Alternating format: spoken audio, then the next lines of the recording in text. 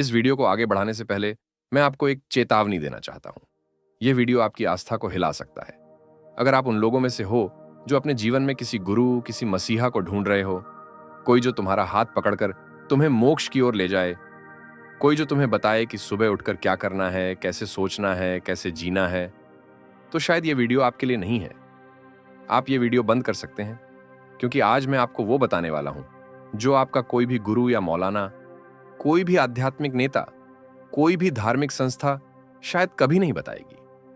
कड़वा सच ये है कि जिसे तुम अपना गुरु समझ रहे हो, जिसे तुम अपना रास्ता दिखाने वाला मान रहे हो, वह दरअसल तुम्हें कमजोर बना रहा है।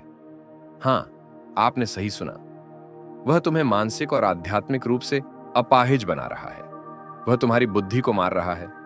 वह तुम्हें एक ऐसी बैसाखी पकड़ा रहा है जिसकी तुम्हें कभी जरूरत ही नहीं थी। दोस्तों, आज हम बात करने वाले हैं 20वीं सदी के सबसे क्रांतिकारी विचारक जे कृष्णमूर्ति की। एक ऐसे व्यक्ति की जिसने विश्व गुरु बनने से मना कर दिया। एक ऐसे व्यक्ति की जिसने अपनी पूरी संस्था को तोड़ दिया सिर्फ इसलिए क्योंकि वह नहीं चाहते थे कि लोग उन्हें अनुसरण करें। और हम बात करेंगे उनकी महत्वपूर्ण किताब the first and last freedom की, जो उस बैसाखी को तोड़ेगी जिसे तुम धर्म और आध्यात्मिक मार्गदर्शन कहते हो। नमस्कार दोस्तों, स्वागत है आपका सुनो बुक स्मरी पर, जहां हम किताबों के जरिए आपकी सोच को चुनौती देते हैं, आपके दिमाग को खोलते हैं। तो आइए शुरू करते हैं एक बहुत ही असहज करने वाले सवाल से। क्या आप डरे हुए हो? अगर आपका जवाब नहीं है तो आप झूठ बोल रहे हो। आप, मैं, हम सब किसी न किसी चीज से डरे हुए हैं। हम डरते हैं अकेले होने से। हम डरते हैं गलत निर्णय लेने से। हम डरते हैं कि कहीं हम जीवन में भटक ना जाएं, और इसीलिए हम सुरक्षा ढूंढते हैं। हम किसी बाबा के पीछे भागते हैं, किसी फकीर के चरणों में बैठ जाते हैं, किसी धार्मिक संस्था का हिस्सा बन जाते हैं। हम चाहते हैं कि कोई हमें बताए कि क्या सही है और क्या गलत। कोई हमें बताए कि हमें कैसे जीना चाहिए। कोई हमारी जिम्मेदारी उठा ले। कृष्णमूर्ति कहते हैं, जिस पल तुम किसी के पीछे चलते हो, तुम सच का साथ छोड़ देते हो। यह सिर्फ एक फिलोसॉफिकल बात नहीं है, यह एक गहरा साइकोलॉजिकल सच है। जब तुम किसी गुरु को फॉलो करते हो, जब तुम किसी विचारधारा को आंख बंद कर स्वीकार करते हो, तो तुम अपनी खुद की सोचने की क्षमता को खत्म कर देते हो। आज हम जानेंगे कि क्यों किसी को फॉलो करना आध्यात्मिक आत्महत्या है, क्यों तुम्हें अपनी ही रोशनी बनना होगा, और क्यों कृष्णमूर्ति ने कहा कि सत्य एक पथहीन भूमि है, जहां कोई रास्ता, कोई नक्शा, कोई गाइड नहीं है। यह वीडियो शायद आपको कड़वा लगे, शायद आपके विश्वास को चुनौती दे, लेकिन अगर आप सच में अपनी आंखें खोलना चाहते हो तो मेरे साथ बने रहो। दोस्तों, इस कहानी को समझने के लिए हमें वापस जाना होगा साल 1929 में। तारीख थी 3 अगस्त। जगह थी ओमन, हॉलैंड। यह कोई साधारण दिन नहीं था। यह शायद आध्यात्मिक इतिहास का सबसे बड़ा मोड़ था। हजारों लोग ऑर्डर ऑफ द स्टार नामक एक विशाल शिविर में जमा थे। यह कोई साधारण सभा नहीं थी। 18 साल की तैयारी के बाद पूरी दुनिया एक युवा व्यक्ति की तरफ देख रही थी। उनका नाम था जिद्दू कृष्णमूर्ति। उनके पीछे थी थियोसॉफिकल सोसाइटी की पूरी ताकत। एनी बेसेंट जैसी शक्तिशाली महिला उन्हें अगला विश्व गुरु, अगला मसीहा बनाना चाहती थी।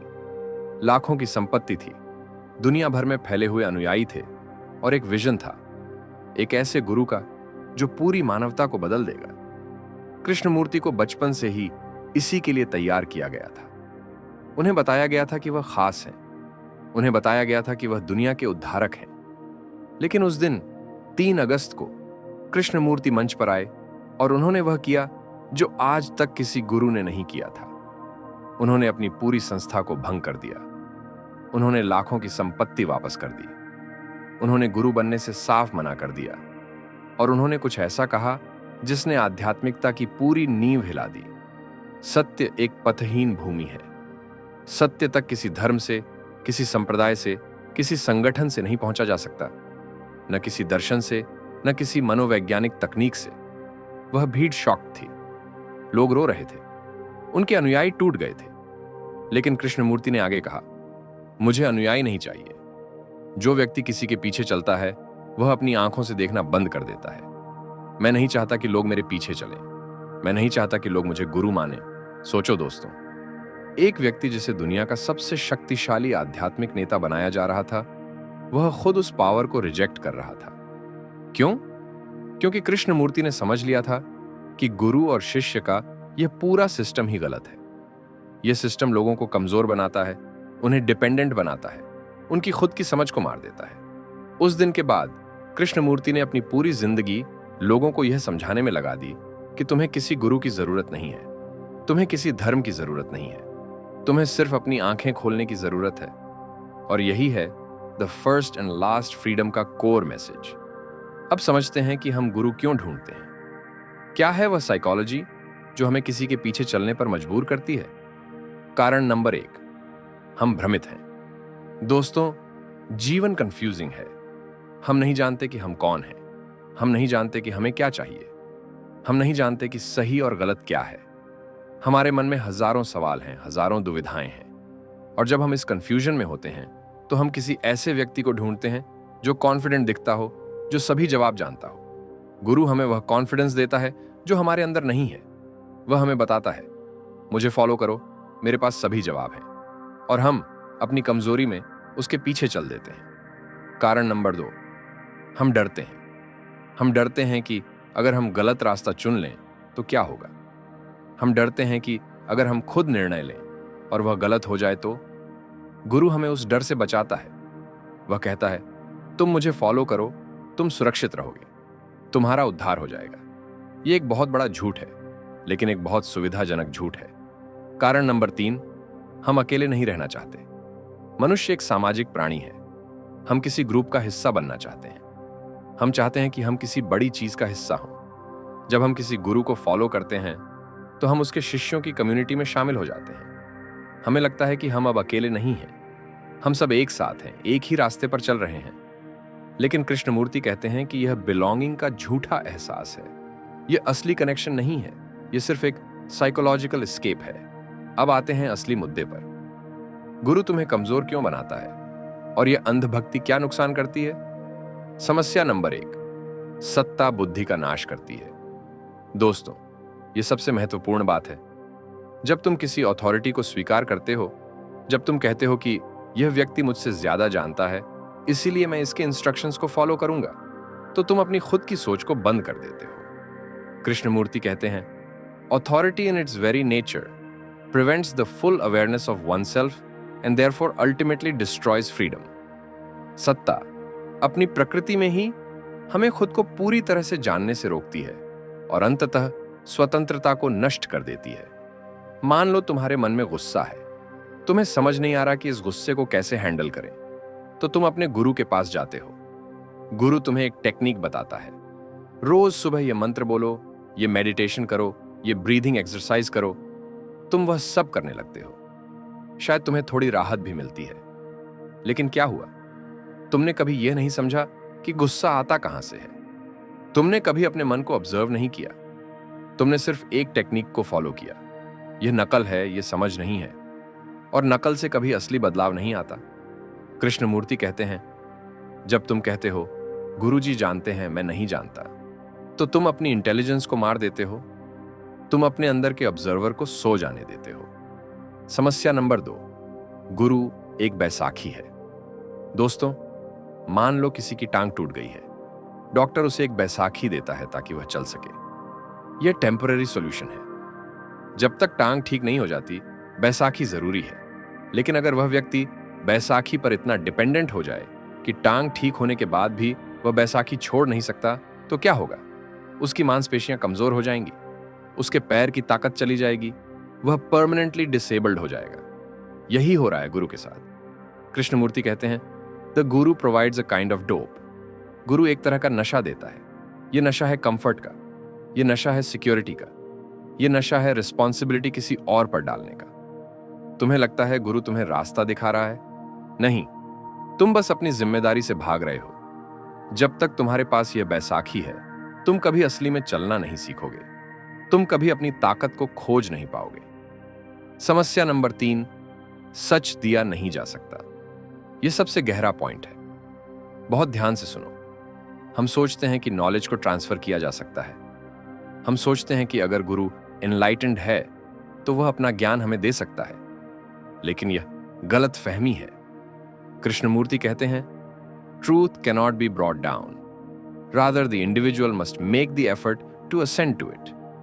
सत्य को नीचे नहीं लाया जा सकता, व्यक्ति को खुद ऊपर चढ़ने की कोशिश करनी होगी। सच कोई फिक्स्ड पॉइंट नहीं है जिसे एक व्यक्ति से दूसरे व्यक्ति में ट्रांसफर किया जा सके। सच एक जिंदा चीज है, यह हर पल बदलता है, यह अनुभव में है, शब्दों में नहीं।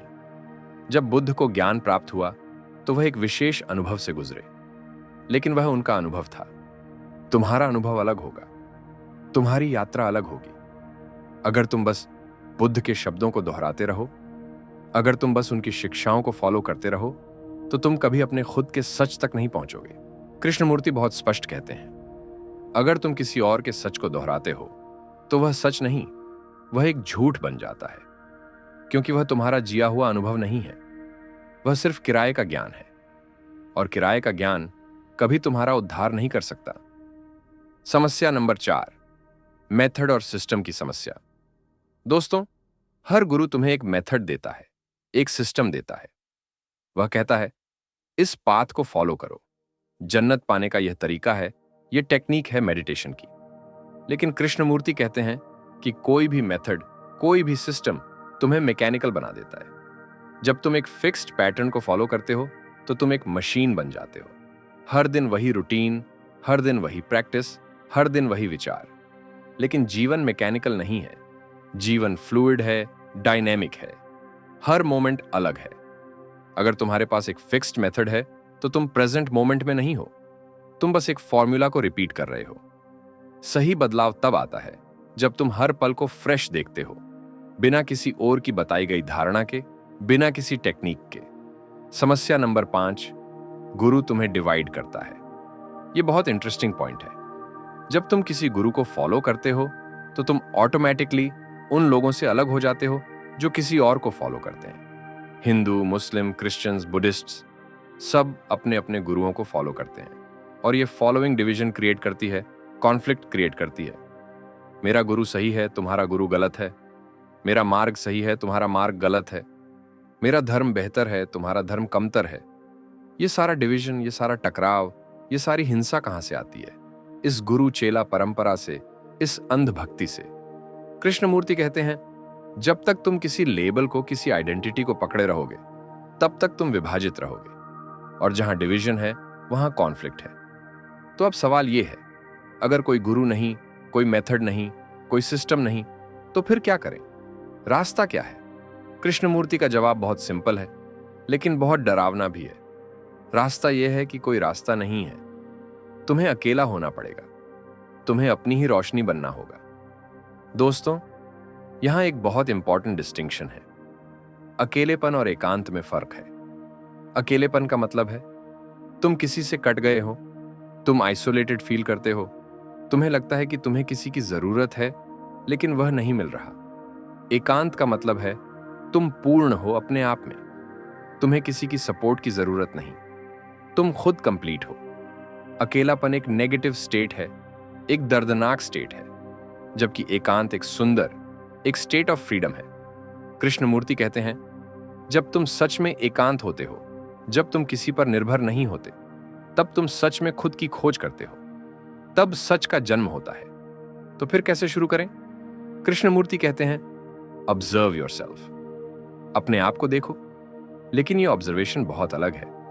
यह जज करना नहीं है, यह निंदा करना नहीं है, यह सिर्फ देखना है, जैसे तुम एक साइंटिस्ट हो और तुम एक एक्सपेरिमेंट ऑब्जर्व कर रहे हो। जब तुम्हें गुस्सा आए तो उसे दबाओ मत, उसे ब्लाइंडली एक्सप्रेस भी मत करो, बस उसे देखो। देखो कि वह कैसे उठता है, कैसे तुम्हारे शरीर में महसूस होता है, कैसे तुम्हारे विचार बदलते हैं। जब तुम जेलस फील करो तो उससे लड़ो मत, बस उसे ऑब्जर्व करो। कहां से आती है यह जेलसी? किस डर से जन्म लेती है? जब तुम डरे हुए हो तो भागो मत, सामना करो, ऑब्जर्व करो, देखो कि यह डर क्या है। कृष्णमूर्ति की पूरी फिलॉसफी यही है, awareness. To understand oneself, no authority is necessary. खुद को समझने के लिए किसी अथॉरिटी की जरूरत नहीं है। तुम्हारे गुस्से को समझने के लिए किसी गुरु की जरूरत नहीं, तुम्हारे डर को समझने के लिए किसी किताब की जरूरत नहीं, तुम्हारे रिलेशनशिप प्रॉब्लम्स को समझने के लिए किसी थेरेपिस्ट की जरूरत नहीं। बस जरूरत है ऑनेस्ट ऑब्जर्वेशन की। तुम्हें बस अपने आप के साथ ईमानदार होना है। ये आसान नहीं है, ये शायद सबसे मुश्किल काम है, क्योंकि हम अपने आप से बहुत डरते हैं। हम अपने अंदर के डार्कनेस को देखने से डरते हैं, लेकिन यही रास्ता है, यही एकमात्र रास्ता है। कृष्णमूर्ति के जीवन का सार है, be a light to yourself. अपने दीपक स्वयं बनो। तुम्हें किसी और की रोशनी की जरूरत नहीं, तुम खुद ही रोशनी हो, बस तुम्हें उसे खोजना है। जब तुम किसी और के पीछे चलते हो तो तुम उनकी छाया में चल रहे हो, वहां अंधेरा है। लेकिन जब तुम अपनी खुद की रोशनी बनते हो तो तुम अपना खुद का रास्ता उजागर करते हो। यह डरावना है, यह अनसर्टेन है, लेकिन यही असली स्वतंत्रता है। अब तुम सोच रहे होगे, यह सब थियोरी तो ठीक है, लेकिन प्रैक्टिकली मैं क्या करूं, मैं कहां से शुरू करूं? तो आओ, मैं तुम्हें कुछ प्रैक्टिकल स्टेप्स बताता हूं, लेकिन याद रखो, ये स्टेप्स भी एक मेथड नहीं है, ये सिर्फ सुझाव है। अंततः तुम्हें अपना खुद का रास्ता खोजना है। Step 1, question everything. पहला काम है सवाल करना शुरू करो। हर चीज पर सवाल करो। तुम्हारे माता पिता ने जो बिलीव्स दिए हैं उन पर सवाल करो। समाज ने जो वैल्यूज दिए हैं उन पर सवाल करो। तुम्हारे धर्म ने जो शिक्षा दी है उन पर सवाल करो। मैं ये नहीं कह रहा कि सब कुछ रिजेक्ट कर दो, मैं कह रहा हूं कि ब्लाइंडली एक्सेप्ट मत करो। इन्वेस्टिगेट करो, एक्सप्लोर करो। जब कोई तुमसे कहे ऐसा है क्योंकि यह हमारी ट्रेडिशन है, तो मत मान लो, पूछो क्यों। जब कोई तुमसे कहे यह करो क्योंकि स्क्रिप्चर्स में लिखा है, तो मत मान लो, पूछो लेकिन क्या यह सच है? क्या मैं इसे अपने अनुभव में वेरीफाई कर सकता हूं? स्टेप 2, अकेले समय बिताओ। हम हमेशा डिस्ट्रैक्टेड रहते हैं, हमेशा कुछ ना कुछ कर रहे हैं। सोशल मीडिया स्क्रॉल कर रहे हैं, नेटफ्लिक्स देख रहे हैं, दोस्तों से चैट कर रहे हैं। लेकिन जब तुम कभी अकेले नहीं होते तो तुम कभी खुद से नहीं मिलते। हर दिन कम से कम 30 मिनट निकालो। कोई फोन नहीं, कोई बुक नहीं, कोई म्यूजिक नहीं, बस तुम और तुम्हारे विचार। शुरू में यह बहुत अनकंफर्टेबल होगा, तुम्हारा माइंड भागने की कोशिश करेगा, लेकिन धीरे धीरे तुम एक न्यू रिलेशनशिप डेवलप करोगे अपने आप के साथ। Step 3, observe without judgement. बिना जजमेंट के देखो। जब तुम गुस्से में हो तो खुद को जज मत करो कि मुझे गुस्सा नहीं होना चाहिए था, बस ऑब्जर्व करो। जब तुम जेलस फील करो तो खुद को कंडेम मत करो, बस देखो कि यह फीलिंग कैसे काम करती है। यह बहुत मुश्किल है क्योंकि हम ट्रेंड हैं जज करने के लिए। हमारी पूरी एजुकेशन सिस्टम, पूरा सोसाइटी हमें सिखाता है कि कुछ अच्छा है, कुछ बुरा है। लेकिन कृष्णमूर्ति कहते हैं, जब तुम जज करते हो तो तुम सच में नहीं देख रहे, तुम बस लेबल लगा रहे हो। सच्ची अनुभूति तब होती है जब तुम बिना किसी लेबल के देखते हो। Step 4, let go of security. मतलब सिक्योरिटी की चाह को छोड़ो। यह सबसे कठिन है। हम सब सिक्योरिटी चाहते हैं। हम चाहते हैं कि हमारा फ्यूचर प्रेडिक्टेबल हो, हम चाहते हैं कि हमारे बिलीफ्स फिक्स्ड हों। लेकिन सिक्योरिटी एक इल्यूजन है। लाइफ में कुछ भी परमानेंट नहीं है। Everything is changing, everything is flowing. जब तुम सिक्योरिटी को पकड़े रखते हो तो तुम डर में जीते हो, डर कि कहीं तुम ये सिक्योरिटी ना खो दो। सच्ची सुरक्षा तब आती है जब तुम इनसिक्योरिटी को स्वीकार करते हो। जब तुम कहते हो, हाँ मैं नहीं जानता कल क्या होगा, और ये ठीक है। Step 5, drop all techniques. यानी सभी टेक्निक्स को छोड़ दो। ये अजीब लग सकता है, मैं तुम्हें स्टेप्स दे रहा हूं और कह रहा हूं टेक्निक्स छोड़ दो, लेकिन समझो ये स्टेप्स शुरुआत के लिए हैं, लेकिन अंततः तुम्हें इन्हें भी छोड़ना होगा। कोई भी टेक्निक, कोई भी मेथड तुम्हें मैकेनिकल बना देता है। सच्ची स्वतंत्रता तब आती है जब तुम सहज होते हो, जब तुम प्रेजेंट मोमेंट में होते हो। अब मुझे पता है तुम्हारे दिमाग में क्या ऑब्जेक्शंस आ रहे होंगे। आओ इन पर एक एक करके बात करते हैं। सबसे कॉमन ऑब्जेक्शन है कि लोग कहते हैं, अगर मेरे पास कोई गाइड नहीं होगा तो मैं गलत रास्ते पर चला जाऊंगा। लेकिन सोचो, तुम पहले ही भटक रहे हो, तुम गुरु के पीछे भी भटक रहे हो, बस तुम्हें इसका एहसास नहीं हो रहा। असली बात यह है, भटकना बुरा नहीं है, गलतियां करना बुरा नहीं है, यही लर्निंग प्रोसेस है। जब तुम खुद अपनी गलतियां करते हो तो तुम उनसे सीखते हो, लेकिन जब तुम किसी और के निर्देशों को फॉलो करते हो तो तुम कुछ नहीं सीखते। हाँ, मार्गदर्शन चाहिए, लेकिन गाइडेंस और फॉलोइंग में फर्क है। तुम किताब पढ़ सकते हो, तुम बुद्धिमान लोगों से बात कर सकते हो, तुम अलग अलग दृष्टिकोण सुन सकते हो, ये सब गाइडेंस है। लेकिन अंततः निर्णय तुम्हें लेना है। सच की खोज तुम्हें खुद करनी है। गुरु का मतलब है तुम उनकी हर बात को ब्लाइंडली फॉलो करो, उनके निर्देशों का बिना सोचे समझे पालन करो। जबकि गाइडेंस का मतलब है तुम विभिन्न दृष्टिकोण सुनो और फिर अपनी खुद की समझ विकसित करो। अक्सर लोग कहते हैं ये स्टीव जॉब्स के पास मेंटोर थे, बिल गेट्स के पास मेंटोर थे। सफल होने के लिए मेंटोर जरूरी है, लेकिन यहां फर्क समझो। बिजनेस मेंटोर और स्पिरिचुअल गुरु में बहुत बड़ा फर्क है। बिजनेस मेंटोर तुम्हें स्किल्स सिखाता है, स्ट्रैटेजीज सिखाता है, ये प्रैक्टिकल नॉलेज है, ये ट्रांसफर हो सकता है। जबकि स्पिरिचुअल गुरु दावा करता है कि वह तुम्हें सत्य दिखाएगा, तुम्हें एनलाइटनमेंट देगा, ये ट्रांसफर नहीं हो सकता। कृष्णमूर्ति एक्सटर्नल स्किल्स सीखने के खिलाफ नहीं थे, वह स्पिरिचुअल डिपेंडेंसी के खिलाफ थे। ये मुश्किल है, बहुत मुश्किल है। अपनी खुद की रोशनी बनना आसान नहीं है। किसी के पीछे चलना बहुत आसान है, लेकिन आसान रास्ता हमेशा सही रास्ता नहीं होता। कृष्णमूर्ति ये नहीं कहते कि यह आसान है, वह कहते हैं कि यह जरूरी है। अगर तुम सच में मुक्त होना चाहते हो, अगर तुम सच में अपनी पूरी क्षमता को महसूस करना चाहते हो, तो तुम्हें यह डिफिकल्टी फेस करनी होगी। अब बात करते हैं कुछ अनकंफर्टेबल ट्रूथ्स की। बात करते हैं गुरु कल्चर की डार्क साइड की। दोस्तों देखो, आज के समय में क्या हो रहा है। स्पिरिचुअल गुरुज करोड़ों कमा रहे हैं, उनके साम्राज्य हैं, उनके प्राइवेट जेट्स हैं, उनके आलीशान आश्रम हैं। यह सब कहां से आता है? अपने अनुयायियों से, उन लोगों से जो सोचते हैं कि यह गुरु उन्हें मोक्ष दिलाएगा। मैं ये नहीं कह रहा कि सभी स्पिरिचुअल टीचर्स गलत हैं, लेकिन जब स्पिरिचुअलिटी एक बिजनेस बन जाए, जब एनलाइटनमेंट को बेचा जाने लगे, तो सावधान रहो। दोस्तों, इस परंपरा की सबसे डार्क साइड है पावर का अब्यूज। इतिहास में और वर्तमान समय में भी बहुत से गुरुओं ने अपने पद का दुरुपयोग किया है। उन्होंने अपने डिसाइपल्स को यौन शोषण किया है। दोस्तों, मैं यहां किसी धर्म विशेष की बात नहीं कर रहा हूं। हम सब जानते हैं कि यह हर धर्म में होता है। फर्क बस इतना है कि हमारे देश में बाकी धर्मों की कमियों के बारे में बात नहीं कर सकते जितनी एक खास धर्म के बारे में की जाती है। दोस्तों, क्या आपने सोचा है कि ये गुरु ऐसा क्यों कर पाते हैं? क्योंकि गुरु शिष्य परंपरा में इनहेरेंट पावर इंबैलेंस है। अनुयायी वल्नरेबल होता है, अपने गुरु पर विश्वास करता है, और कुछ गुरुज इस विश्वास का फायदा उठाते हैं। ये सिर्फ आइसोलेटेड केसेस नहीं है, ये एक पैटर्न है। इसके अलावा गुरुज अपने शिष्यों इमोशनली डिपेंडेंट बनाते हैं। वह कहते हैं, तुम बिना मेरे कुछ नहीं हो, तुम्हारा कोई वैल्यू नहीं है, सिर्फ मैं तुम्हें बचा सकता हूं। यह एक प्रकार का अब्यूज है। यह तुम्हारे सेल्फ एस्टीम को डिस्ट्रॉय करता है, यह तुम्हें असहाय बनाता है। और आखिर में कल्ट मेंटालिटी। जब लोग किसी गुरु को ब्लाइंडली फॉलो करते हैं, तो वह एक कल्ट बन जाता है।